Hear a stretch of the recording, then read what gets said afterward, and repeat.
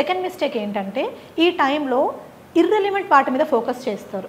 ఈ భయంతోనే అంటే కరెంట్ అఫైర్స్ ఎక్కువ చదవాలా, లేకపోతే మేము జీఎస్లో హిస్టరీలో వీక్ ఉన్నాము, జాగ్రఫీలో వీక్ ఉన్నాం, వాటిలో ఎక్కువ చదవాలా, ఆప్షనల్ సబ్జెక్ట్కి ఎంత టైం కేటాయించాలో తెలియకపోవడం, ఇవన్నీ ఇంకా కామన్ మిస్టేక్స్ అనమాట. సో ఇలాంటి టైంలో వీళ్ళు ఏం చేయాలంటే which subjects are having more weightage in mains, అంటే మీరు అన్ని సబ్జెక్ట్స్తో పోలిస్తే కొన్ని సబ్జెక్ట్స్లో కొంచెం ఎక్కువ ఎఫర్ట్ పెడితే మీకు మార్క్స్ ఎక్కువ వస్తాయి. For example definite paper essay, definite paper ethics, definite 2 papers optional subjects. So ఈ టైంలో మీరు ఎక్కువ ఫోకస్ చేయాల్సింది essay, ethics, optional subjects. Current affairs మీద ఫోకస్ చేయాలి, కానీ వాటిలో అనాలిసిస్ మాత్రం తెలుసుకోవాలి. Don't get in to deeper analysis of what is not needed.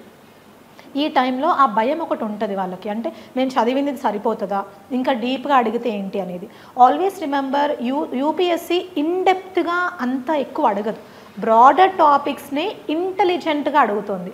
So వాటిని తెలుసుకోగలగాలి, ఆ అవేర్నెస్ అనేది మీరు చూసుకోవాలి. అండ్ కరెంట్ అఫైర్స్ ఎప్పుడు కూడా మీరు ఆన్సర్లో ఇంట్రొడక్షన్లో కానీ కన్క్లూషన్లో కానీ బాడీలో ఎగ్జాంపుల్స్లో కానీ వాల్యూ అడిషన్ లాగా మాత్రమే మీరు ఎక్కువ శాతం యూజ్ చేస్తారు. So focus more on the static పార్ట్స్లో ఎక్కువ ఫోకస్ చేయాలి.